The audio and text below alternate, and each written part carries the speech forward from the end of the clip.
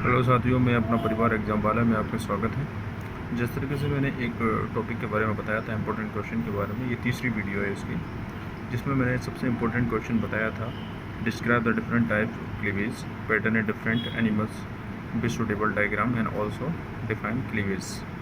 तो इसके बारे में मैं आज बताने वाला हूँ आपके लिए, और आप इसको देख लीजिए क्योंकि ये इम्पोर्टेंट है काफ़ी। और सब्सक्राइब और लाइक करते रहिए, सब्सक्राइब करते रहिए, लाइक करते रहिए, क्योंकि काफ़ी इम्पोर्टेंट टॉपिक के साथ मैं बना रहा हूँ इसको, क्योंकि जो मेरे पास मिल पा रहा है, देखो मैं आपकी हेल्प के लिए जो मुझे मिल पा रहा है वो आपके लिए बना रहा हूँ ये वीडियो। मुझे वैसे ज़रूरत नहीं है, टाइम भी नहीं है इतना, लेकिन अब क्या करें, जो मिल रहा है वो आपके लिए बना दे रहे हैं। तो क्योंकि इस टाइम कुछ अवेलेबल है नहीं, जो अवेलेबल मिल रहा है और जो अच्छा कंटेंट मिल पा रहा है बस भाई, इसलिए मैं सब कुछ निकाल के आपको बेहतर से बेहतर कंटेंट दे पा रहा हूँ। तो आगे आप देखिए, डिस्क्राइब क्लीवेज वाला, इसमें क्लीवेज तो दिया हुआ है, लेकिन क्लीवेज के काफ़ी क्वेश्चन दिए हुए हैं। एंड दे तो यही दिया है कि describe the different type of cleavage, pattern in different animals, visual diagram and also define cleavage. तो ये होने को तो हिंदी में है, लेकिन बाइलिंगुअल है, बीच में इंग्लिश भी है, हिंदी भी है, दोनों ही चीज़ें हैं। और अपने हिसाब से मैनेज कर लीजिएगा, क्योंकि जो है इस टाइम वही बेहतर है। तो स्टार्ट करते हैं यहाँ से क्लीवेज से। तो आप देखिए, जाइगोट में माइटोसिस डिवीजन के बाद एम्ब्रियोनिक सेल्स की संख्या तेज़ी से बढ़ती है, जबकि उनका साइज डिक्रीज हो जाता है। एंड इसी प्रोसेस को क्लीवेज कहते हैं। अब इसकी थ्योरी तो यही है, लेकिन सेकंड थ्योरी अगर इंग्लिश में देखें हम तो लिखा है, in other words the cleavage in the process of progressive subdivision of zygote by mitosis in the increasing number of cells and progressively decrease in size. तो कह सकते हैं, जैसे मैं बता तो नहीं सकता पूरा, क्योंकि बताऊंगा तो बहुत लंबी वीडियो हो जाएगी। तो इसे हिंदी में अगर हम देखें तो इसमें लिखता है, इसी की इंग्लिश की अगर हिंदी देखें, इसमें तीनों में से कोई भी देख सकते हैं। नंबर पहला ये, नंबर दूसरा इंग्लिश का, नंबर तीसरा ये, तो हम तीसरा भी देख सकते हैं। अतः हम कह सकते हैं कि सेल डिवीजन के बाद सेल्स का नंबर इंक्रीज हो जाता है एंड उनका साइज डिक्रीज हो जाता है। इस डिवीजन के बाद गोनाड्स के अलावा दूसरे सोमेटिक सेल्स में यह सेल्स अपने नॉर्मल साइज में होती है एंड फिर से डिवीजन स्टार्ट हो जाता है। सही है, ये तीन थ्योरी दी हुई हैं, तीनों में से कोई भी आप एक लगना ज़रूरी नहीं है कि आप तीनों बराबर रटें इसको या फिर याद करें या लिखें, कोई ज़रूरी नहीं है, आप तीनों में से कोई देख सकते हैं। अब आगे देख लीजिए, इसमें लिखा है प्राय फर्टिलाइजेशन प्रोसेस के बाद क्लीवेज की प्रोसेस होती है, इस प्रकार फर्टिलाइजेशन के बाद क्लीवेज की प्रोसेस होती है, इस प्रकार क्लीवेज की प्रोसेस फर्टिलाइज एक का सबसे पहला स्टेप होता है। तो इस कारण ये दिखा है, इस कारण फर्टिलाइजेशन एग में एडल्ट स्टेज तक पहुंचने की एम्ब्रियोनिक डेवलपमेंट कहते हैं। सही है, इंक्रीजिंग होती है नंबर ऑफ सेल्स और डिक्रीज होती है, इंक्रीज नंबर ऑफ सेल्स होती है और डिक्रीज जो होता है वो उनका साइज होता है। सही है, अब ये इस कंप्लीट प्रोसेस को डिवीजन सेल्स, सही है, सीरियली होता है, यानी कि नंबर टू नंबर होता है, साथ में रिपीट सक्सेशन भी होता है। अब ये अपने हिसाब से देख लीजिए, मैं कहाँ तक बताऊँगा, आपके ज़्यादा बताऊँगा वीडियो लंबी हो जाएगी, आपको देखिए इसको, और यही है।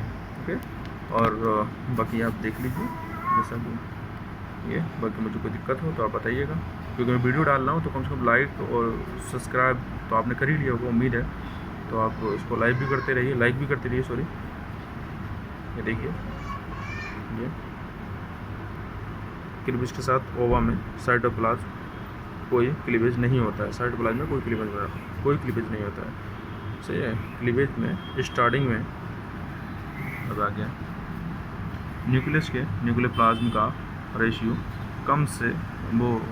कम हो जाता है, लेकिन क्लीवेज के अंत में यह सोमेटिक सेल्स के लेवल के बराबर हो जाता है। क्लीवेज के बाद ब्लास्टोमियर का कॉन्सेप्ट मास बन जाता है, सही है, और इसी मास को मोबिला स्टेज कहा जाता है। स्टेज को से चेंज हो जाता है, ब्लास्टूला स्टेज को चेंज हो जाता है। अब देखिए, ये तो जो है ये तो ख़राब है, इसको मत समझना कि ये कोई है, ठीक है ना, ये ख़राब है, इसको ये देखिए, ये है इसका पहला, क्योंकि इसमें 2 सेल्स जाइगोट दिया हुआ है और फर्स्ट 2 सेल्स दिए हुए हैं और 4 सेल्स दिया हुआ है, 32 ब्लास्टूला दिया हुआ है और तुम्हारा मोरियोला भी दिया हुआ है और 8 सेल्स की प्रोसेस भी दी हुई है।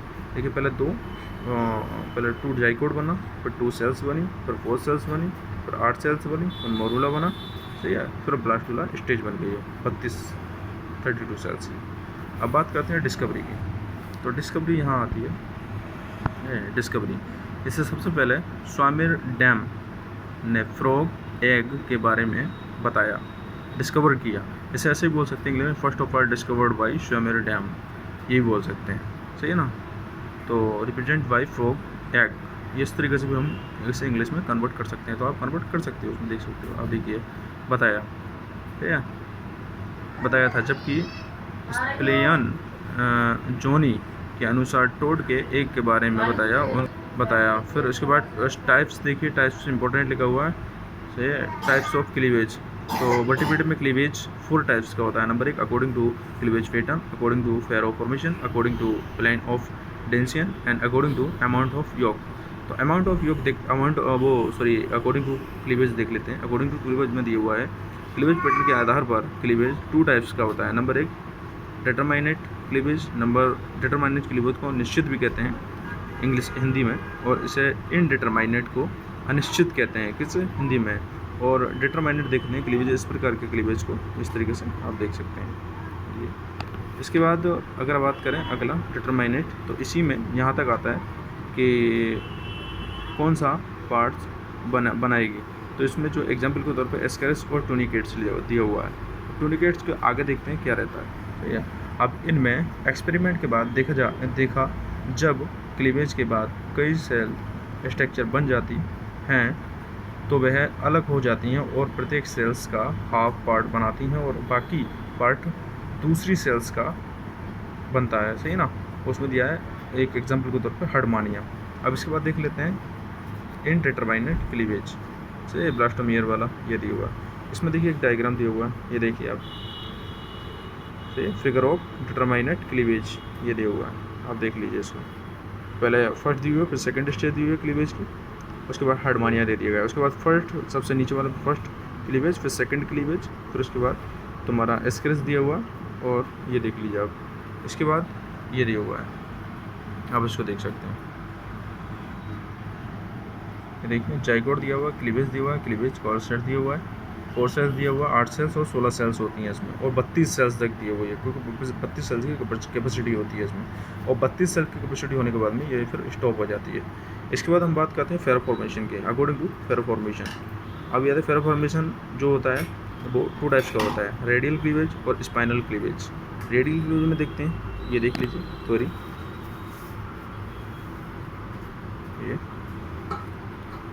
इसके बाद ये आ जाता है, अरेंज हो जाता है, और इसी को रेडियल क्लीवेज कहते हैं। इसमें 2 स्टेज दी हुई है, 2 सेल्स स्टेज, फिर 4 सेल स्टेज दी हुई है, फिर 8 सेल स्टेज दी हुई है, फिर उसके बाद ये दिया हुआ है स्पाइनल क्लीवेज। स्पाइनल क्लीवेज आप देख सकते हैं, ये दिया हुआ है, आप रोक के या स्क्रीनशॉट लेके देख सकते हैं इन सब चीज़ों को, और अपने हिसाब से इसको मैनेज कर सकते हैं। और ये जो है ना एक कम्प्लीटली थ्योरी है, अगर चाहें तो आप ऐसे लिखते हैं, अगर आप इंग्लिश लिखने वाले हैं तो उसको मैनेज करके और आप इंग्लिश बना के लिख सकते हैं। वैसे इंग्लिश में इसमें दी हुई है, ऐसा नहीं है कि इंग्लिश नहीं है, क्योंकि मिक्स में दिया हुआ है। अब देख लेते हैं, चाहिए ये बायलैटरल क्लीवेज दिया है। इस टाइप के क्लीवेज में बायलैटरल क्लीवेज, सही है, इस टाइप के क्लीवेज में फेरो बायलैटरली अरेंज होती है, ठीक है। इस टाइप से देखिए जाइगोट दिया हुआ है,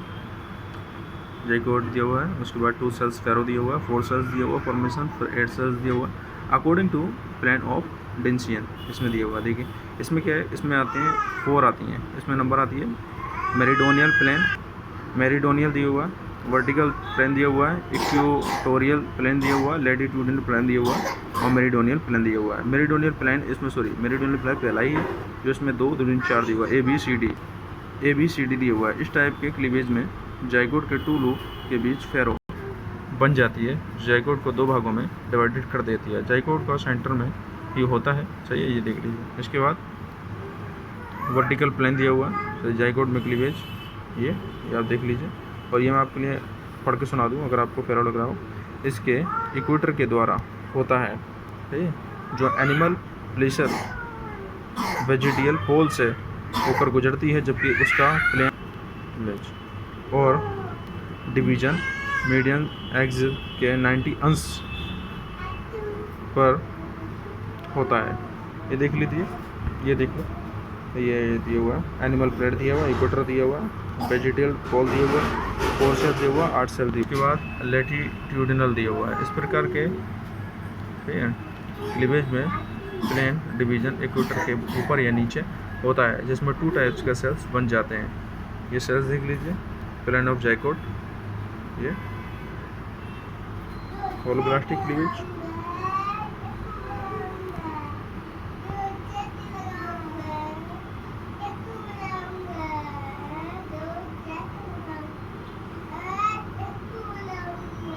ये होलोब्लास्टिक क्लीवेज।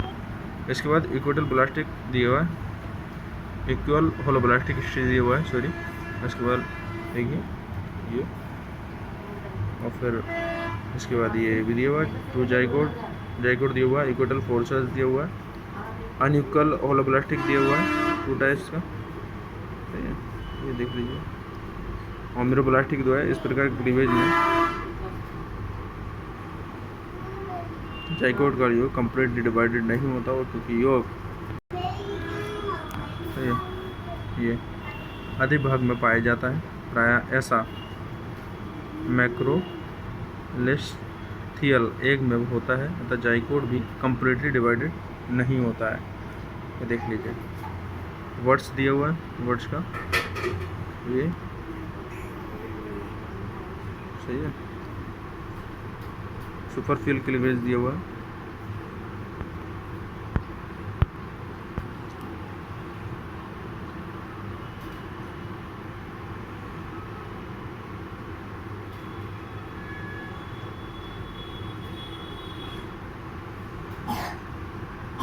ये हमारा एंड है।